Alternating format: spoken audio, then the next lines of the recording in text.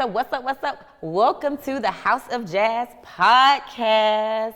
I hope you guys are having an amazing time, an amazing day. I'm your girl, Jasmyne Cherie, your host, and today I got a very, very, very special guest. It's my girl, Rose Golden in the building again. Hey. And so, hey, this is what we're gonna do because we had such a great conversation. I wanted to have what I like to call a little God talk. Okay. A little God talk. And so before we get started, I want to remind you guys that you're in the House of Jazz and the house rules. So the first rule is that you choose you and watch everything else choose you too. Keep yourself at the top of your priority list. Rule number 2 is to revert back to rule number 1. Now here's the other thing. I'm a Southern girl and I was raised that whatever goes on in your house stays in your house. But rule number 3, if there was one, is that the things that go on in the House of Jazz, we want you to share. We're going to share what goes on in the House of Jazz because we need for you guys to make connection. And if there's anything that you hear that resonates with you, that you feel helps you in any way, please be sure to share the episode out. Don't forget to subscribe and don't forget to comment below and let us know what you took away. So without further ado, we're going to let Rose introduce herself one more time. Okay. Right? Okay. Let us know who you are and what you do. Yes. Hey y'all, I'm Rose Golden. I am a host and wellness content creator. I'm trying to think of like what is everything I just said. I have a show. It is called The Golden Hour with Rose Golden. I am your host, Rose Golden, and it is a talk show that honors the in-between. So if you feel like you are not quite your old self, but also not quite your new self, that is definitely the show for you. What else I say? I say I am a lover of creativity, of fashion, of wellness. Yeah. And yeah, I think yeah. Right. That's who I am right now. So here's the thing, Rose. So to get in our God talk, right? Yeah. So yesterday we were having a conversation and I asked you, I was like, Rose Golden. Yeah. Rose Golden. I found out I was reminded that wasn't your good government name. And that your good government name is? Mackenzie Rose Brown. Mackenzie Rose Brown. I just think Mackenzie Rose is freaking beautiful. And so I asked her, I said, so why Rose Golden? Like, what is it behind that name? And so could you tell us a little bit about that? Yeah. So the origin story is, well, again, my middle name is Rose, but in 2016, Kid Cudi put out an album, and on that album, there's a song called Rose Golden. And during that time, I listened to the song, and it was like, oh, this is my life. Like, everything that you are saying in here quite literally lays out everything that has happened in my life. Or is currently happening. And then I had a friend, a couple friends would call me Rose, but then one friend just called me Rose Golden, and then it kind of stuck from there. And then I was a part of an organization called Global Village. Shout out to Global Village. This is the village, okay? And in that space, there were people who also did not use their government name. But that was a very like creative, self-expressive, wellness space. And I felt like I was given the permission to evolve. And like Mackenzie just did not feel like it fit during that time. It was like, I just feel like I am outgrowing myself. Like I don't feel like, again, like Mackenzie fits the season that I'm in. And there also was a bit of like me running away from, how I was feeling and everything. So it was like, it's Rose, I'm up, what's up? Right. And then Rose Golden really just stuck. Like it truly stuck, and then it kind of like became my brand.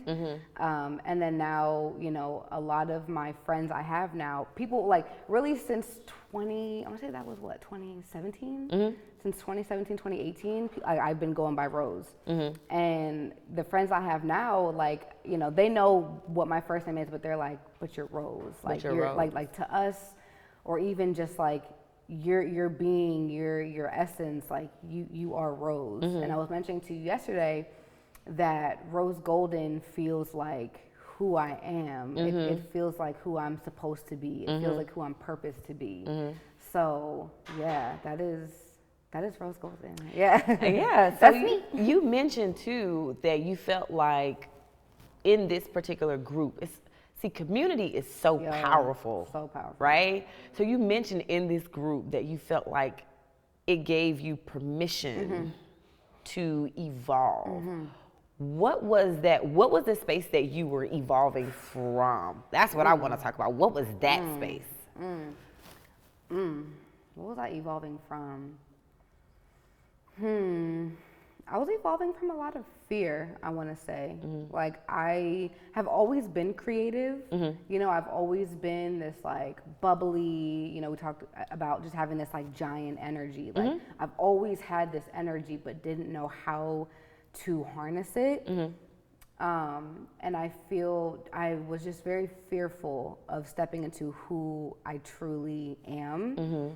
I want to say I stepped away from being fearful. I stepped away from not, you know, knowing how to harness this energy, and also, you know, not knowing how to express myself creatively. Because like I am multifaceted. I do a lot. I can do photography. I can direct. I can host. You know, there's all of these things, and like you know, in my family, entrepreneurship is like, you want to be a what? You want to business owner? Most businesses fail in the first, you know, 5 years, and like, I would always hear these things, and money don't grow on trees, and like you gotta get a job, and you gotta think practical, and all these things. That was just like, I'm not meant to. Like, I'm truly not meant to do those things. So that was a lot of what I would say I'm stepping away from. Yeah. Okay. And so what part did God play in that? In your relationship with God? What was that relationship, and how did it align with the evolution?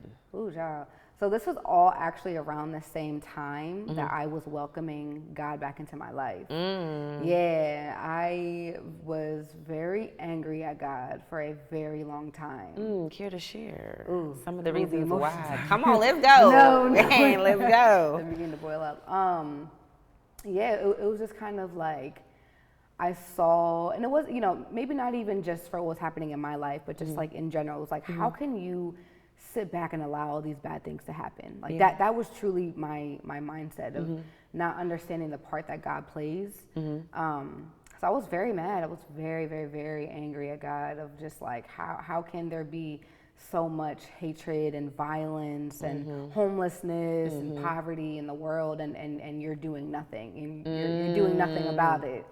That was really how I felt. So around 2017 was when like my spiritual awakening was happening. It was like, you know, seeing angel numbers, and you know, and then it was a very slippery slope from there. But then I started going back to church, and I was just beginning to understand God a little bit more. And then give God some grace, I think. I think I was learning to give God some grace, because also I was learning to give myself some grace too. Come on now. Yeah, it was a lot of that. So I want to say that those happened around the same time. The evolution of Rose was happening. It was literally all happened at the same time. Oh, you said some good things. You said some really good things. The last thing that I remember that you said is that you gave God some grace. And that you also had to give yourself some grace. So one of the things that I have realized in the season that I'm in, not even realized, but God has spoken to me and reminded me that you can't do for someone else what you don't or can't authentically do for yourself. You can't love anybody beyond what you love yourself. You can't forgive somebody beyond what you've forgiven yourself. And so I'm in a season where there are people that I need to forgive, and God keeps reminding me of that. And so when you said that, it kind of like struck, like, yeah, girl, like you were really in that thing. But that also goes back to how important it is for you to have your own relationship with God to even express my anger towards you at this moment. And honestly, I believe, it is my belief, you know, some people may believe otherwise, but I believe that God wants us to have those authentic conversations, because he knows anyways, like we can't cap God. Like we can't cap God. We can't sit here and be thinking one thing and say one thing, and he not know. Right. But I also love that you said that, you know, your journey, you got back into church and things of that nature. And I'm in a space where I'm getting back to church and things like that. What took you away from the church in the beginning? Well, growing up, we didn't really go, like, I would go, maybe every Sunday, maybe, but I think, like, having a relationship with God was not something that I was really taught in my household. Okay. So it wasn't really always a priority in my household. It truly was about, like, making sure the bills are paid, making sure food on the table, and clothes, So I would say I never really was in it to begin with. It kind of took me going through things on my own and being around people who embraced God and loved God and had a relationship with God for me to be like, what are you talking about? Yeah. What's this? For me to be like, oh, okay, this is what y'all talking about. I like it. Yeah. But one thing that you did say too, you was talking about, what did you say? You said that you can't love. You can't do for someone else authentically what you can't first do for yourself. Exactly. And with that, I maybe it's not really the same thing, but I kept thinking about how, what was I thinking about? It's gone. I think it's gone. I don't think it's gone. I think it's there. It's there? What was it? It was about feelings. It was about feelings. Oh. I told you it was there. Yeah, it was there. But it's not really the same. That's why I'm like, I don't quite know why, but I'll say it anyway. How for a while I would always try to think my feelings instead of feeling them, because what you had said is that I can't do for others what I can't do for others what I can't do for myself. Yeah. Right, and even that goes down to loving. I'm trying to find the connection, and like it's not there. Just go with what you were saying. Yeah, it was just like, I don't know. What was it? I don't know what it was, but what I can tell you is that in that whole gathering the relationship with God, figuring that thing out, having God happen, I think those are God experiences is what you were talking about when I was asking you, how did you get back into church, or what took you away from the church? Because I know for me, that whole saying, God will never put more on you than you can bear. Who said that? I don't know, but Kirk Franklin made it popular. I think that was Kirk in his song. And it was a good song. I liked the song. But he lied. He lied. And I did my Instagram post, and I said the church folk lied to us. Because all this right here, baby, I can't bear it by myself. Yeah. And I've gone through experiences where I have truly experienced God, and that things have happened that I know I didn't do this. God did this. And so I had to be put in situations to where I got to take my hands off of it. Ain't nothing I can do with me trying anyways, but I got to take my hands off of it. And so I just thought that was interesting as we were talking yesterday, and I asked you about the name and the group that you were in, the community, and we kind of just started to have this God talk. I found it. Thank you so much. Wow. When it comes to like these challenges that we're facing and all of these things, I would not allow myself to heal from these things, to move from these things, because I was not feeling them. That's what I was trying to say. That's what I was trying to say. Yeah. That's what I was trying to say. It was just that I would always try to figure out or understand my feelings. Why am I feeling mad versus just feeling mad? Yeah. I'm mad right now, God. Yeah. I'm mad at you right now. I'm mad at this person right now. And I just... And I think stuff like that really allows for us to get to the root. Yeah. To actually allow yourself to feel. Yeah. To feel what's going on. And I often tell people, like, God gave me these feelings for a reason. Yeah. Your feelings are like those little lights that pop up in your car that let you know that there's something. The check engine light. Your engine is usually your heart. You know what I mean? The check engine light is on. And I wouldn't know this if I didn't have the indicators on the dashboard, and that's what your feelings are, the indicators on the dashboard that let you know that something inside is wrong. And a lot of times the reason why it's hard for us to deal and kind of get through with things, for one, we don't feel.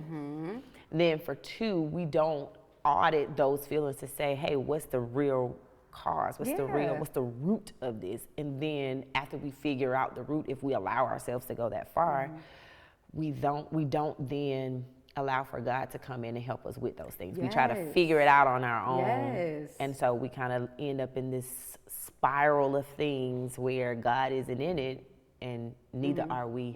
Because we kind of talked about that too yesterday, about God being, that's probably another conversation. Because I think, just like you said, right, God has given us these emotions for a reason. And I think what happens in spirituality, in the church, we try to slap this toxic positivity on everything, right? It's really, and I was listening to a video yesterday that had said, your brain does not recognize that you were put through this hard thing for a reason. Our brain cannot compute that. Like it's sad. It is mad right now. Yeah. I think that's one issue that I would always have is, with spirituality is like, yes, this may have happened for a reason. In hindsight, I can say that. But in the moment, let me be mad. Yeah. Let me be angry. Yeah. And that's something that I had to learn before, because it was very, oh God, everything's okay, I understand. But now I'll be like, yo, that God, fake humility. I'm pissed right now. Yeah. And to allow myself to be pissed has been freeing. Also, I mean, and also what I want to add to that is, it's crazy because I also did a piece of content that basically stated, well, sometimes we go through things and people are like, well, it's going to be okay. Or, this, no. I want to punch you in the face. Don't tell me that. Don't tell me that. Because right now, I understand what you're trying to do. I get that it's in good faith. I get that, people are trying to be uplifting. But at the same time, you're dehumanizing my experience. Very much so. And it's like, I think when it comes to other people, we for one are not always comfortable with our emotions. But when it comes to other people's emotions too, when somebody cries, what do people do? It's okay. It's not okay. It's not okay. I've had to even have conversations with friends about this before of just like, allow this space to feel uncomfortable. Allow this space just to feel a little uncomfortable right now while I cry. Like I don't need a solution right now. I truly just need your presence. I truly just need you to be here. And I know it's uncomfortable for me to be mad and sad around you, but like, right now, I just need your presence. Right. I just need your presence. And going back to the God talk, like sometimes you just have to be in those moments so you can feel His presence. And that is a different space, because I have been uncomfortable and at peace at the same time. I don't even know if that's a thing. I know exactly what you're talking But like, I've been super uncomfortable, but at peace. And then that causes a war within my flesh and my spirit, because I'm like, I feel like I should be panicking right now. I know exactly. I just got another past due notice, but I ain't even stressing. I ain't even tripping, because something about this God thing, this presence right here that has me at peace at this chaotic time. And so I'm like, I've been pondering with that, like why hell is breaking loose. Yeah. And I'm cool. I'm uncomfortable. Yeah. So but I'm cool. This is ringing. Whenever something rings in my head and it can't drop out, I always feel like I gotta speak about it. Go ahead. So in this season right now, I feel like I'm thriving. Like I'm traveling. I'm doing all the things that I said I wanted to do. I feel really good. Yet, we were talking about weight loss and weight in our previous episode, right? And I'm not where I want to be in weight at all. Not even close. Me either, girl. And you look great. And also can give you space to not feel, because I don't want to sound like a hypocrite. Yeah. But not anywhere where I want to be. And most of the time, I would connect my weight loss or my weight to my success. It was like, oh, when I lost weight before, I was up. Up. But now it's like, I really think that God is showing me that I never said that. I never you said, better stop it. I never said that you had to lose weight to feel worthy. I never said that you had to lose weight to feel valued, to feel loved, to feel purposeful. Yeah. I never said that. Yeah. You did. Yeah. So now in the season, like, it's very, again, I feel so uncomfortable physically, but like spiritually, but also physically, I feel great. Yeah. I still feel beautiful. Yeah. I still feel worthy. I still feel valued. And it is a very like interesting duality that's happening right now. Oh, yeah. where God is really working to me of like, again, I never said that. Yeah. I never said that. Speaking of that, my pastor just did a whole series on God did not say that. Yeah. God didn't tell you that. Yeah. And so I'm put in positions where I am able to recognize God said, I didn't tell you to do that. You did that. And I'm going to allow this to happen. I'm going to allow you to go through this. Yeah. But in allowing you to go through this, I'm going to show you the bits and pieces that you need to pull, but I'm going to also let you go through this. Because I never told you to do that. He said, your plan is cute. Yeah. It was cute. Yeah. Okay, but And even in that, he's revealing things through, like, even back to the same pastor. The pastor was like, there are so many things that we're taught out of the Bible. Whole different story. So many things that we're taught out of the Bible, and that we learn from what people say and not from what God actually says. So we take somebody else's interpretation of what they believed it to be. Instead of going back and reading it for ourselves to really learn. And so he's having to debunk a lot of things that I know that I learned as a child that God didn't say. Like, God never said he'll put more on you than you could bear. You know what I mean? Like, he never said that he wouldn't. Because in the good book, it actually says, and it's reminded that you need to cast your cares upon him. You need to cast your struggles and your burdens upon him. So how the folk gonna tell me that you said in the good book that you wouldn't put more on me than I could bear? Yeah, absolutely. And even in that same, breath, it's like, maybe he didn't say that he's putting, or that he won't put more on you than you can bear, but he's also, you gotta think about your community too. I think that's what's coming to mind. It's like, yes, you might be experiencing all of these things, but he's still giving you a bunch of people that can also help hold the weight for you. Absolutely. That's something that I'm like. But then that goes back to trust and trusting him and trusting beyond yourself. Yeah. And so, I don't know, that was a good God talk. Yeah. That was a good God talk. We got so much more that we need to talk about. And so we got to have you on again. Okay. I love it. Okay. So you guys, if there's anything that you found valuable here with our good God talk with my girl, Rose Golden, make sure you drop it in the comments, like, share, and subscribe. Because remember, what we share here in the House of Jazz, we mean for you to go out and share it with the world. And so until next time, we love you guys, and we'll see you later. This is the House of Jazz podcast. Peace.